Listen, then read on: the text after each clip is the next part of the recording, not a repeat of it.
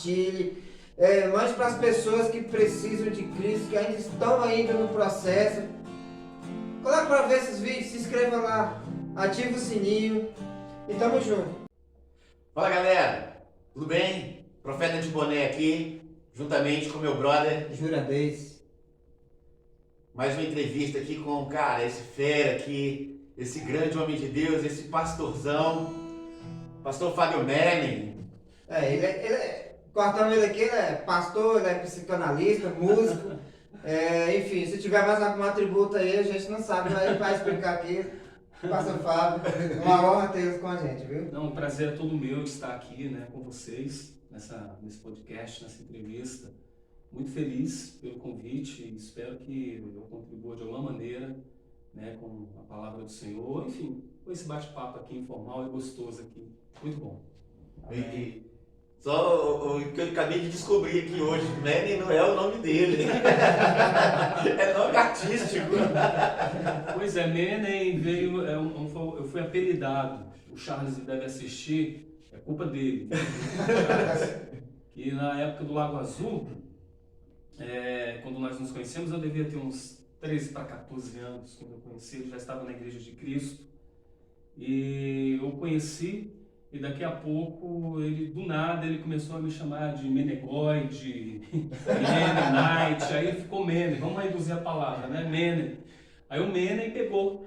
Aí eu aceitei, eu fiz as pazes com esse Mene, tanto para canal do YouTube, e-mail, eu coloco lá, Fábio Mene. Mas ficou legal, não tive problema com isso, não. Ficou mais seu que o verdadeiro nome, né? Tanto que muitos chamam de Mene, ou Mene, não é nem Fábio, é Mene. E é muito legal, muito bacana isso. Amém, amém. Então a gente, como de praxe, né, a gente conta histórias aqui no canal. O que a gente era antes de Cristo, depois de Cristo, a gente vai fazer essa pergunta também para o pastor Fábio, o início dele, como que foi, a época, enfim, ele vai deixar por conta dele dizer aí como que foi esse trâmite todo até chegar ao pastorado, né? E vamos ouvir. Como é que foi aquele caminho para Damasco? Exatamente isso, o processo, né, inicial. Sim.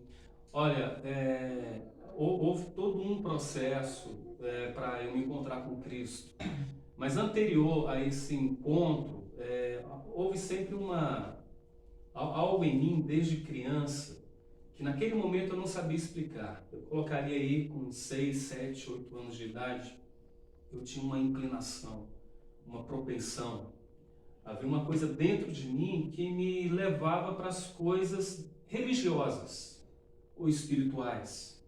Por exemplo, um filme, um desenho cristão, aquilo ali me atraía. Chamava bem a atenção. Chamava. Enquanto as demais crianças poderiam estar brincando de bola, ping-pong naquela época, biloca, né? Palmeteco. Se houvesse uma programação de um desenho, um filme, algo relacionado a cristianismo, aquilo me chamava a atenção. E era algo em mim que eu não sabia explicar. Eu lembro de uma vez que a minha tia Esther, ela me disse algo, eu lembro disso como se fosse ontem, exatamente nessa minha faixa de etária, uns 8 anos. A minha tia me encontrou assistindo um filme cristão, se não me engano era até nesse período da Páscoa. E ela disse, olha só que interessante o Fábio assistindo, cuidado, vai se tornar pastor, hein? Ali vem a palavra profética. Ela não sabia da gravidade do que ela estava falando, dizendo. E então... E isso, nesse período dos anos 80, foi em 87 para 88, eu comecei a frequentar a igreja católica, o meu desejo era ser coroinha. Eu vi os coroinhas lá com o padre, né?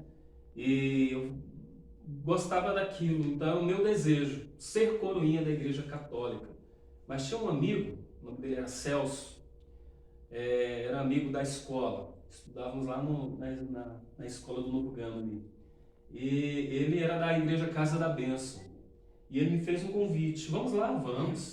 Fui algumas vezes. Mas eu lembro que o pastor fez aquele apelo, aquele convite clássico. Quem quer aceitar Jesus? Ó, molequinho, eu levantei a mão lá em cima. Depois da oração, que ele chamou a gente lá na frente, o pastor, olha, que bênção, vocês se tornaram cristãos, crentes, tal, fico feliz. Colocou a gente para a salinha, para ser recebido, aquele lanche, aquela coisa. E eu, caramba, e agora? Como é que eu vou fazer para deixar de ser crente agora? O que eu vou fazer? E aí o Celso, com muito cuidado, sabedoria, não, calma aí, não é bem assim. Aguarda um momento que você vai entender. E foi a partir daí que eu fui tendo experiência com Cristo, fui aprendendo. E anos mesmos depois dessa decisão por Cristo, é que eu de fato tive a certeza do que era servir a Jesus. Até então eu gostava do ambiente, do culto, né, de tudo, mas não havia explodido dentro de mim com força.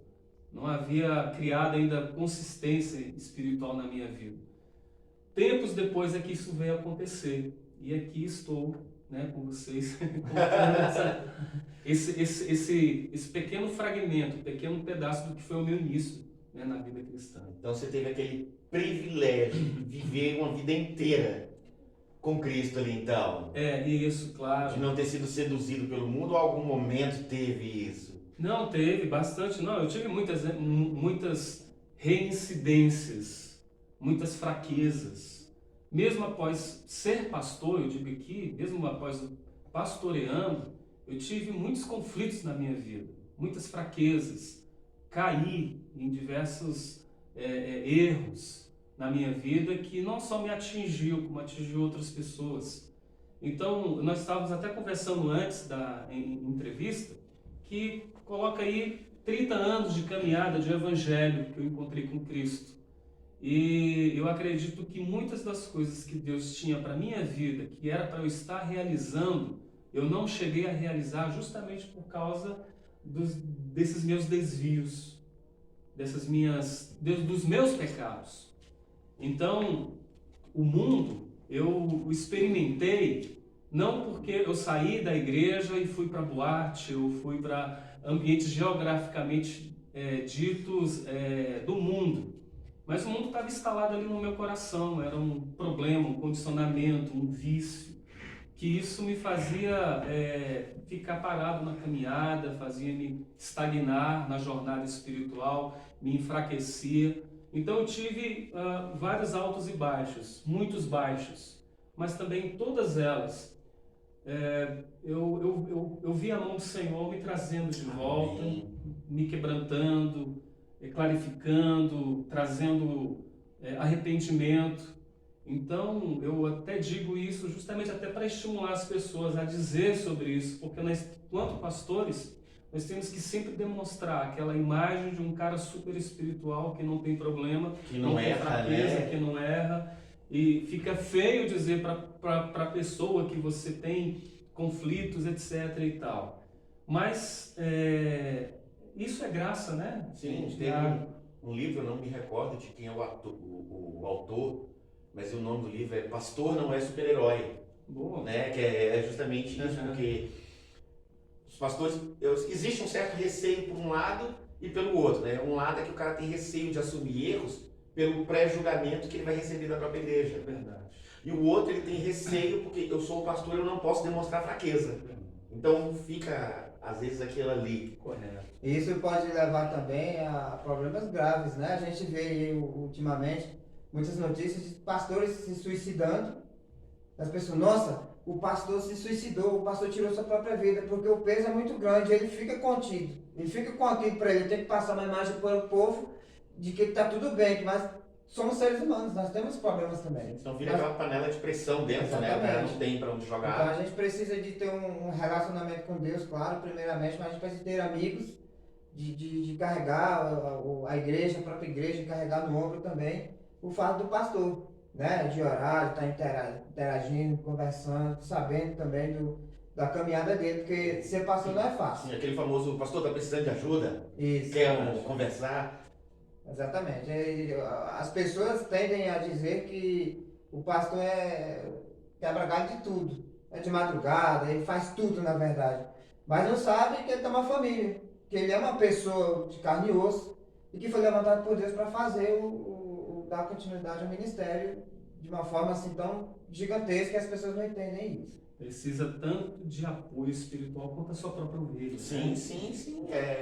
Porque aquela coisa, o telefone do pastor, ele toca para situações mais absurdas às vezes, né? Eu vi uma tirinha uma vez que tava na tirinha lá, o cara ligando pro pastor de madrugada, tipo, 3 horas da manhã, pastor, o senhor tá acordado? Ele, não tava não, mas se me acordou, você tá precisando de ajuda? Ele, tô, ora para que eu possa dormir, porque eu não consigo dormir.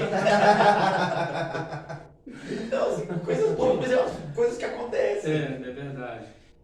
Quando quando estamos em fraqueza e a gente não admite, a gente cria aquela fachada, né? Sim. A gente vira um ser hipócrita, porque tem que vestir aquela capa, né? E daquela pseudo força espiritual, né?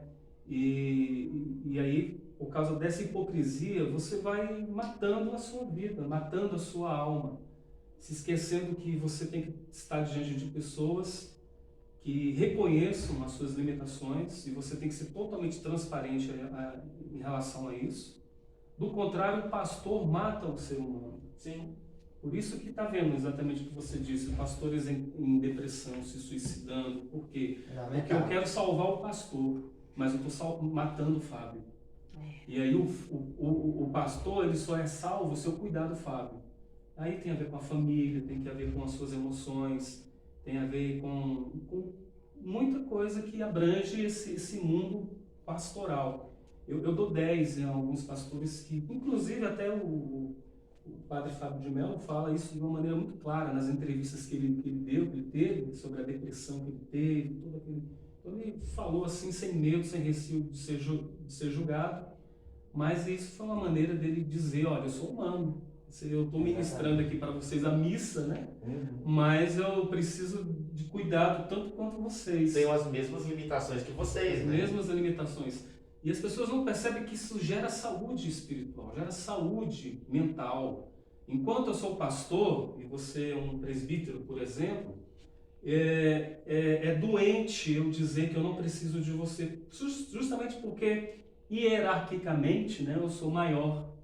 Diante de Deus isso é besteira, balela. Tem só uma patente maior a ali, gente né? é igual, está nivelado aqui, o piso é nivelado para todos. Eu preciso tanto de você quanto você precisa de mim. O teu dom me ajuda, Sim, sim. o meu dom te edifica, o dom do jornalês nos edifica e assim a gente tenta viver sem essa máscara hipócrita, né? E viver sadiamente, né? Uma vida emocional e espiritual, com certeza. Sim, você falou nisso. A própria Bíblia diz isso, né? Que um corpo ele não tem só braços, ele tem braço, ele tem dedo, ele tem orelha. E um é importante para que o outro funcione bem. Verdade. Né? Ele se encaixa, igual um relógio.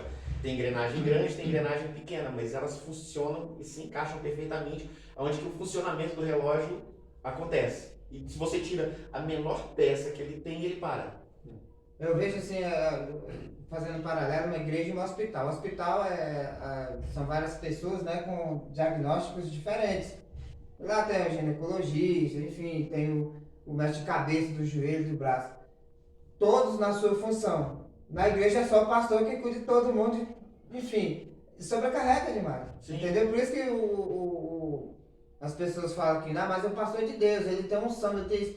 Mas são problemas que às vezes o pastor até fica assim, como que eu vou resolver isso? Como que eu vou me doar isso? Quando é uma igreja maior, que tem um suporte legal, existem seus pastores, sua liderança, e vai distribuindo. Mas quando você pega uma igreja menor, né, e que aquela base não foi saudavelmente levantada, ninguém consegue resolver determinado problema, só sobra para o pastor. Sim. Aí isso sobrecarrega. Então a base da igreja tem que ter, os seus aliados precisam entender o seguinte: eu preciso carregar essa carga também, já que eu sou um levantado de Cristo. Entendeu? Então, ser levantado pastor é eu jogar 2 sacos de cimento em cada lado. É como o próprio Jetro, né, fala com Moisés. Ele fala, não, cara, se tu ficar cuidando sozinho, julgando sozinho, esse povo tu vai morrer. É pesado. Vamos dividir, vamos fazer grupo de 100, grupo de 50, grupo de 10 e vamos dividir a carga. Porque o pastorado hoje precisa disso, distribuir a carga. Claro. É distribuir, ele entender. Claro que eu já vi casos também de pastores de não querer. está se matando, está morrendo e não quer distribuir a carga. Aí é um Com problema. energia unicamente para ele. Aí, sim, esse é o sim. problema. Não é porque eu sou pastor, é a minha obrigação. Não, a nossa obrigação como pastor é cuidar de uma vez. Agora, dividir fardo, a coisa muda. Então, eu vejo isso como ciúmes, né? Sei lá, talvez o membro se destaca muito um pouquinho e fala, opa, vamos puxar o tapete dele. Eu não sei, mas já vi isso acontecer em alguns lugares. Às vezes essa dificuldade de cuidar de 3, 4 dentro da família ali. Sim. Imagine de uma multidão Exatamente. de 20, Aí é- 30, 40, 50 pessoas. E no Novo Testamento, a sugestão, a direção, não é nem sugestão, é a direção, é que o corpo de Cristo ele busque o quê? Os dons do Espírito Santo. Né? Os dons, Exatamente. porque é o que vai gerar a edificação do corpo. E aí a gente volta novamente para essa questão do pastorado, porque o pastor não tem os 30 dons do Espírito Santo. Não tem, ninguém Não. tem. Até porque o Espírito ele dá de acordo com a vontade dele para cada um, né? Para cada um. Então, o que o corpo de Cristo precisa? De pessoas com essa consciência de que eu preciso conhecer o dom espiritual que o Espírito quer me oferecer. Porque eu estou aqui chamado para crescer, para fazer a igreja crescer em qualidade, né, em quantidade, gerar saúde no corpo. Porque o que será que o Espírito Santo abençoou tantas pessoas, somente aquela família, aquele rapaz, aquela mulher, daquela igreja, ela não vai ser beneficiada pelo dom do Espírito Santo, né? Não tem cabimento essa compreensão. Então, a falta da compreensão, do chamado, da vocação do indivíduo na igreja, essa falta dessa consciência pode fazer com que o corpo sofra. Porque senão o pastor vai pensar, não, o único que pode orar sou eu.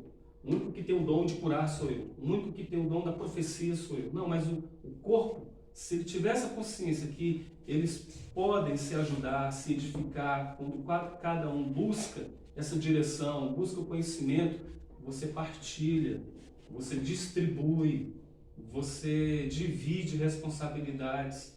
Porque o pastor pode até querer convergir para ele tudo, mas uma hora vai ficar uma bagaceira. Sim, sim. Vai atingir a casa, a esposa, os filhos, ele não vai conseguir cuidar da casa, nem do ministério, nem da igreja. Então precisa de gente consciente, que busca essa direção do Espírito Santo para que a igreja cresça em edificação e nos dons. Então acho que precisa, sim, hoje, uma ênfase na busca dos dons espirituais. Sim, é uma coisa que tem se perdido muito, né? Eu estava conversando com um amigo um dia desse, justamente sobre isso, os dons. Todo mundo quer o dom de línguas.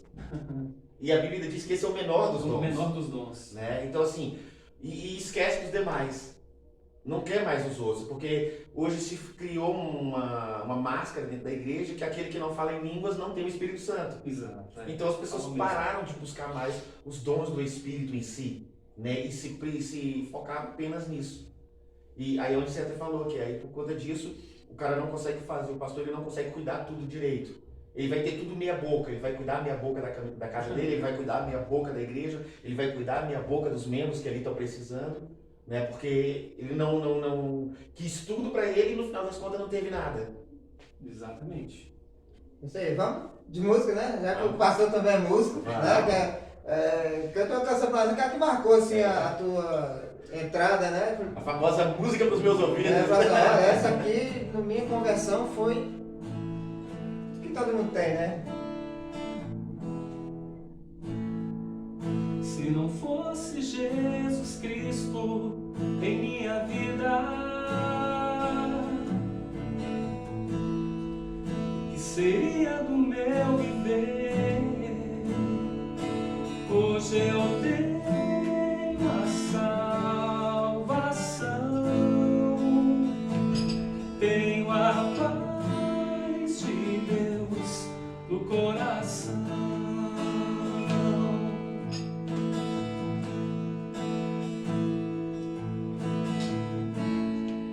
Se não fosse Jesus Cristo em minha vida,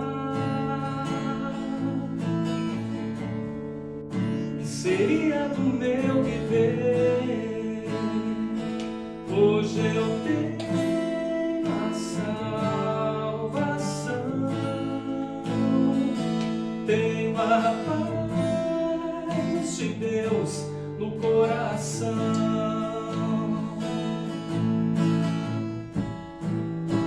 E posso até cantar,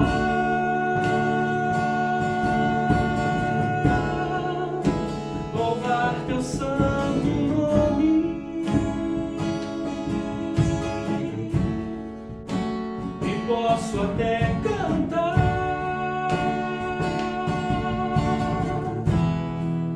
dizer que Ele é santo.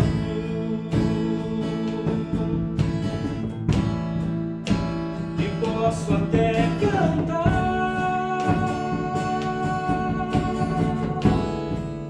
louvar teu santo nome. E posso até cantar, dizer que Ele é santo. Glória a Deus. Aleluia. Você pode pôr a mão nele aqui, olha, não tem febre, passou a febre, mas ainda assim é uma coisa exclusivamente para ele é tão gracioso, benevolente. A minha pergunta é, você adora quando não está no templo? Estou chorando. Vitória, vai chorando, gente chora. Chora.